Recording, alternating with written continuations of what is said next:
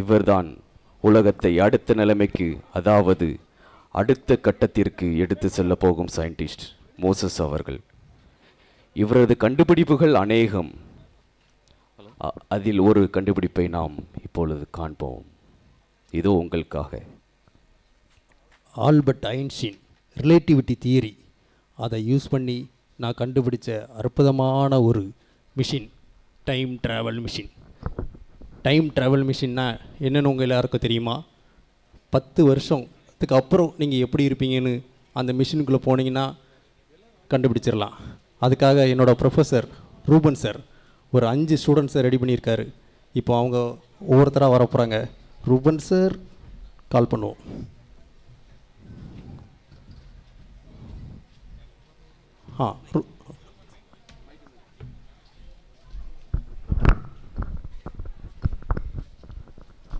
Hi sir.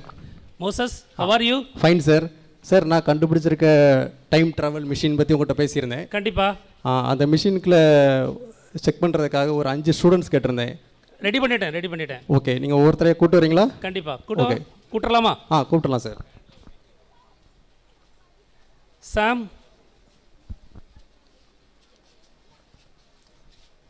Sir, ஜெர்ஷோ. இவர் உங்கள் ஸ்டூடெண்ட்டா? ஆமாம். ரொம்ப பழைய ஸ்டூடெண்ட்டாக இருக்காரு. வணக்கம் sir. Jersho. Hi. Franklin. Finny. Selvakumar. இப்போ நான் என்ன இன்ட்ரடியூஸ் பண்ணிக்கிறேன். என்னோடய பேர் மோசஸ். நான் வந்து ரூபன் சாரோட ஒரு ஓல்டு ஸ்டூடெண்ட் தான். நான் வந்து டைம் ட்ராவல் மிஷின்ங்கிற ஒரு மிஷினை கண்டுபிடிச்சிருக்கேன். அதுக்குள்ளே நீங்கள் இப்போ எல்லாரும் போகிறீங்க. உங்களோட ஆம்பிஷன் என்னன்னு சொன்னீங்கன்னா நீங்கள் 10 வருஷம் கழித்து அந்த ஆம்பிஷனோட நீங்கள் தான் இருக்கீங்களா இல்லையான்னு பார்த்துடலாம். இப்போ நீங்கள் ஒவ்வொருத்தராக சொல்கிறீங்களா? சார், ஒவ்வொருத்தரையாக இன்ட்ரடியூஸ் பண்ண சொல்லுங்கள். சாம். சொல்லுங்கள் சாம். சார் வணக்கம் சார். வணக்கம். நான் என்னவா ஆக போகிறேன் அப்படின்னா ஒரு பெரிய ஒரு ஃபேமஸான பைலட்டாக மாறணும் சார். ஆஹா. அந்த பைலட் அந்த ஃப்ளைட் பார்த்தீங்கன்னா நிறைய பேசஞ்சர் கூட்டு போகிற மாதிரி இருக்கணும். இவ்வளோ பேசஞ்சர்ஸ் போதுமா? இன்னும் அரேஞ்ச் பண்ணணுமா? 500 600. ஓ, அவ்வளோ. எல்லாருமே அப்படியே லக்ஸரியாக போகணும். ஓஹோ. அப்படி ஃப்ரீயாக உட்காந்து போகணும். ஆஹா.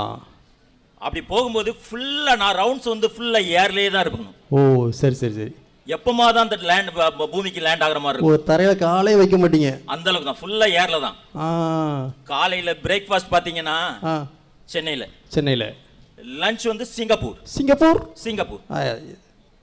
டின்னர் வந்து New York. Okay, very good ambition. வாழ்த்துக்கள் சாம். தேங்க்யூ. நீங்கள் 10 வருஷம் கழிச்சு எப்படி இருக்கீங்கன்னு பார்ப்போம். கண்டிப்பாக சார். அடுத்ததாக ஜெர்ஷோ, உங்களோட ஏமை சொல்லுங்கள். கெர்சோம். ஹலோ. சொல்லுங்கள் கெர்சோம், உங்களோட ஆம்பிஷன்.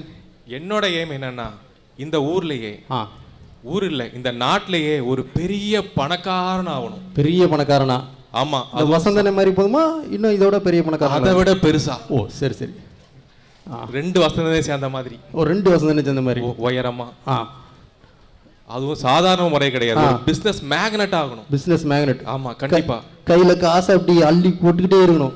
கையில காசுன்னா இந்த பக்கம் டாலர்ஸ், இந்த கையில யூரோ, அமெரிக்கன் எக்ஸ்பிரஸ் கார்டு வச்சு ஸ்வைப் பண்ணிக்கிட்டே இருக்கணும். பார்ப்போம் 10 வருஷம் கழிச்சு நீங்கள் எப்படி இருக்கீங்கன்னு பார்ப்போம். Okay, thank you very much. அடுத்ததாக ஃப்ராங்க்லின், உங்களோட ஏமை வந்து சொல்லுங்கள். நல்ல டிப்டாப்பாக இருக்காரு ஃப்ராங்க்லின். உங்களை பார்த்தால ரொம்ப சந்தோஷம்.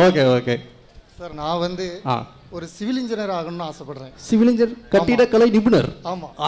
என்னோட ப்ராஜெக்ட் இந்தியாவில் மட்டும் கிடையாது, எல்லா நாடுகள்லையும் என்னோட ப்ராஜெக்டை நான் இம்ப்ளிமெண்ட் பண்ணணும். ஓகே, பாப்பா. என்னோட லட்சியம். கொள்கை. Okay sir. 10 வருஷம் கழிச்சு எப்படி இருக்கீங்கன்னு பார்ப்போம். தேங்க்யூ. ஓகே, அடுத்ததாக ஃபின்னி, உங்களோட ஏமை வந்து சொல்லுங்கள். ஃபின்னி. ஹாய் ஃபின்னி.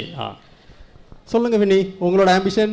என்னோட ஆம்பிஷன் வந்து நல்ல பெரிய ட்ரெயினில் போகிறதுன்னு எனக்கு ரொம்ப பிடிக்கும். ஓ, சரி. அதனால அந்த ட்ரெயினுக்கெலாம் போனோம், நில்லுன்னா நிற்கணும். கொடி காட்டணுமா? ஸ்டேஷன் மாஸ்டர் ஆகணும், பெரிய அதிகாரி ஆகணும். ஓ, ரயில்வே டிபார்ட்மெண்ட்டை உங்கள் கைக்குள்ளே வைக்கணும்னு நினைக்கிறீங்க? கண்டிப்பா. ஓகே ஓகே, அதான் என்னோட ambition. Very good Binny, very good. Very good Binny. அடுத்து செல்வகுமார், உங்களோட ஏமை வந்து சொல்லுங்கள். சார், இவர் உங்களோட ஸ்டூடெண்ட்டா? ஆமாம். என்னோட ஓல்டு ஸ்டூடெண்ட் நினைக்கிறேன். சொல்லுங்கள் செல்வகுமார். அதாவது என்னோட எய்ம் என்னன்னா, நான் ஒரு பெரிய டாக்டராக வரணும். பெரிய டாக்டர்? ஆமாம். அதாவது எப்படின்னா, ஒரு ஹார்ட் ஸ்பெஷலிஸ்ட்டாக வரணும். Open heart surgery. எஸ். அப்புறம் பார்த்தீங்கன்னா, ஏதாவது ஸ்பெஷலாக ஒரு மருந்து கண்டுபிடிக்கணும். அந்த ஒரு மருந்துலே வந்து நம்மளோட உடம்புல உள்ள வலிகள் எல்லாமே, பிரச்சனை எல்லாம் சரியாகணும். அந்த மாதிரி ஒரு பெரிய டாக்டர் ஆகணுன்றது என்னோட விருப்பம். நீங்கள் கண்டுபிடிக்கணும்னு சொல்ல முன்னே என்னோட கண்டுபிடிப்புகள்லாம் எனக்கு ஞாபகம் வர ஆரம்பிச்சிட்டு. ஓகே செல்வகுமார், ஃபியூச்சரில் உங்களை பெரிய டாக்டராக பார்க்குற ஆசைப்படுறோம். கண்டிப்பாக. Thank you Selvakumar. Okay professor Ruban sir, நம்ம இப்போ மிஷினுக்குள்ளே ஒவ்வொருத்தரையாக லோட் பண்ண ஆரம்பிச்சிடலாம். ஒவ்வொருத்தரும் 10 வருஷம் கழிச்சு எப்படி இருக்காங்கன்னு நம்ம பார்க்க போகிறோம். உங்களுக்குலாம் ஆர்வமாக இருக்கா 10 வருஷம் கழிச்சு எல்லாரும் எப்படி இருக்காங்கன்னு? இன்னும் கொஞ்ச நேரத்தில் மிஷினை நாங்கள் லோட் பண்ணிடுவோம். ஒவ்வொருத்தராக வந்துடுவாங்க. Ruban sir, first student name சொல்லுங்கள். கொஞ்சம் வெயிட் பண்ணுங்கள், நான் இப்போ சிஸ்டத்தில் லோட் பண்ணிட்டு இருக்கேன். மிஷினில் எதுவும் ப்ராப்ளமா? என்னோட கண்டுபிடிப்பில் எந்த ப்ராப்ளமும் இருக்காது. ஒரு 5 மினிட்ஸ் வெயிட் பண்ணுங்கள்.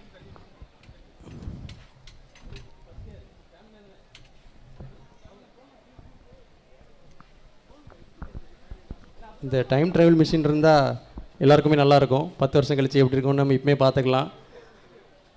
இது இன்னும் புழக்கத்துக்கு வரல. இவங்கள வச்சு செக் பண்ணணும். இவங்கெல்லாம் அவங்களோட ஆம்பிஷனில் இருக்காங்களா இல்லையான்னு பார்த்துட்டு நிறைய அனிமல்ஸ் வச்சு செக் பண்ணிட்டேன். அதெல்லாம் அப்படியே தான் இருந்துச்சு. இப்போ மனுஷங்களை முதல் தடவை அனுப்ப போகிறோம். ரெடியாக இருக்காங்களா? முதலாவது சாம் அப்படிங்கிற ஒரு ஸ்டூடெண்ட். சாம், ஏரோநாட்டிக்கல் ஃப்ளைட் பைலட். அவர் அனுப்புங்க. அவர் தான் நான் ரொம்ப ஆர்வமாக இருக்கேன். இப்போது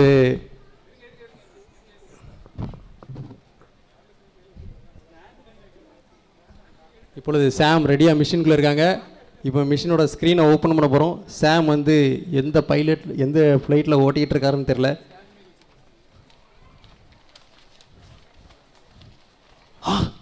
இது இந்த பைலட்னு சொன்னவர் தானே? இது என்ன கிட்ட ஒரு மாதிரியாக இருக்குது. ஸ்டார்ட் பண்ணி பார்ப்போம். ஆட்டோ டிரைவர் மாதிரிலாம் இருக்குது. அப்படி தான் தெரியுது. ஸ்டார்ட் சாம்.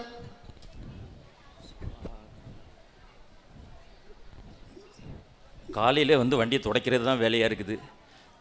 வடபழனி கோயம்பேடு, வடபழனி உள்ள ஓடியா ஏறு. இவர் பைலட் நினைச்சா ஆட்டோ டிரைவர். சீக்கிரம் 10 ரூபா ஓடியா. ஏறுமா, உள்ள வந்து குந்துமா. இவர் ஒரு நல்ல பைலட்டா வரணும் பார்த்தா ஆட்டோ பைலட்டா இருந்திருக்காரு. ஏரியா உள்ள ஏக்கர் கணக்கில் இடம் கிடக்குது. ஏறு. சரி, இவரோட ஆம்பிஷன் என்னன்னு நமக்கு தெரிஞ்சிருச்சு. அவருக்கு ரிப்போர்ட் கொடுத்துருங்க ரூபன். ஸ்டாப். Okay, stop. அடுத்த ஸ்டூடெண்ட்ஸை கொடுங்க ரூபன் சார். இவன் பார்த்தீங்களா, சாம் வந்து பைலட் ஆனாரு, கடைசியில் ஆட்டோ ஓட்டிட்டு இருக்காரு 10 வருஷம் கழிச்சு பார்த்தா. அடுத்த ஸ்டூடெண்ட்ஸ் நேம் வாசிங்க.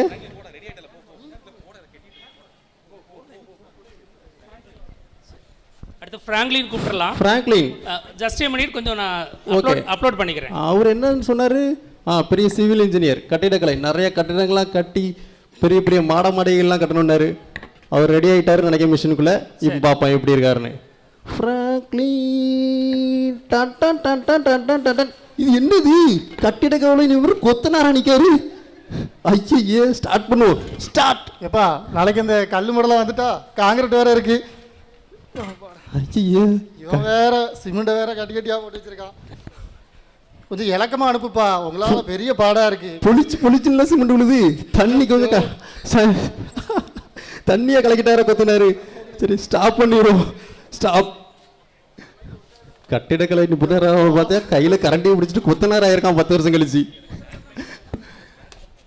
சரி, அடுத்த ஸ்டூடெண்ட்ஸ் ரெடியா இருக்காங்களா ரோபன் சார்?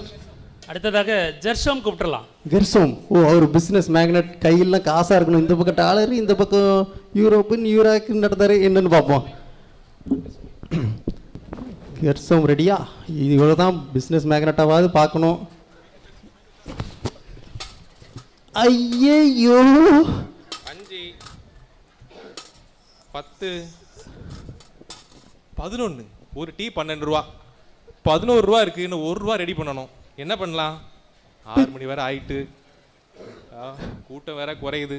சரி, கலெக்ஷன் கம்மியா இருக்கா? கெர்சோம் வேற கம்மியா இருக்கு. சரி, வேலையை பார்ப்போம். மம்மி டாடி பிச்சை போடுங்கம்மா. பிஸ்னஸ் மேக்னெட் 10 வருஷம் கழிச்சு பிஸ்னஸ் மேக்னெட்டை பாருங்க. Number 1 business magnet.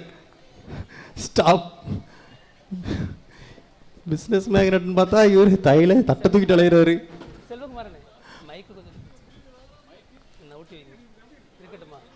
அடுத்த ஸ்டூடெண்ட்ஸ் யாருன்னு பார்ப்போம். ரூபன் சார், டைம் ஆயிட்டு இருக்கு. ஃபின்னியை கூப்பிட்டுறலாம். ஃபின்னியை கூப்பிடலாமா? ஜஸ்ட் லோட் பண்ணிக்கிறேன். இந்த ரயில்வே நெட்வொர்க்கே கையில் வச்சிருக்கேன்னாரு. இப்போ இவர் என்ன கையில் வச்சிருக்காருன்னு தெரியல. பார்ப்போம். ஃபின்னி ரெடியா இருங்க. Machine on. நெல்லி எக்ஸ்பிரஸ் வந்துட்டா? வந்துட்டு முறுக்கே அக்கா, முறுக்கே முருகா அண்ணே, முறுக்கு வேணுமாண்ணே? இவரு முறுக்கு நெட்வொர்க்கு கையில் வைக்க போற முறுக்கு தட்டை கையில் முறுக்கு வாங்கிக்கா அண்ணே. முறுக்கு அக்கா வாங்கி கொடுங்க. 5 ரூபா முறுக்கு. 10 ரூபாய்க்கு 3. 10 ரூபாய்க்கு 3. 10 ரூபாய்க்கு 3. ரயில்வே ஸ்டேஷன் முறுக்கு முறுக்கு முறுக்கே. என்னங்கக்கா? நாங்க 10 ரூபா. ஸ்டாப் பண்ணிடும். முறுக்கு வித்துட்டு இருக்காருங்க இவர். ரயில்வே நெட்வொர்க்கை கையில் வைக்கினாரு. 10 வருஷம் கழிச்சு பார்த்தா முறுக்கு வித்துட்டு இருக்காரு. அடுத்ததாக கடைசி ஸ்டூடெண்ட்ஸ், அவர் ஏதாவது நம்பிக்கையை காப்பாற்ற வரான்னு பார்ப்போம். சரி, மிஷின் கரெக்டாக ஒர்க் ஆகுதுங்க. 10 வருஷம் கழிச்சு எல்லாரும் எப்படி இருப்பாங்கன்னு கரெக்டாக காமிச்சிட்டு இருக்கு. செல்வகுமாரை நான் லோட் பண்ணிக்கிறேன், கொஞ்சம் வெயிட் பண்ணுங்க. ஓகே, உங்கள் பழைய ஸ்டூடெண்ட் கொஞ்சம் லேட்டாக தான் வருவார்னு நினைக்கிறேன்.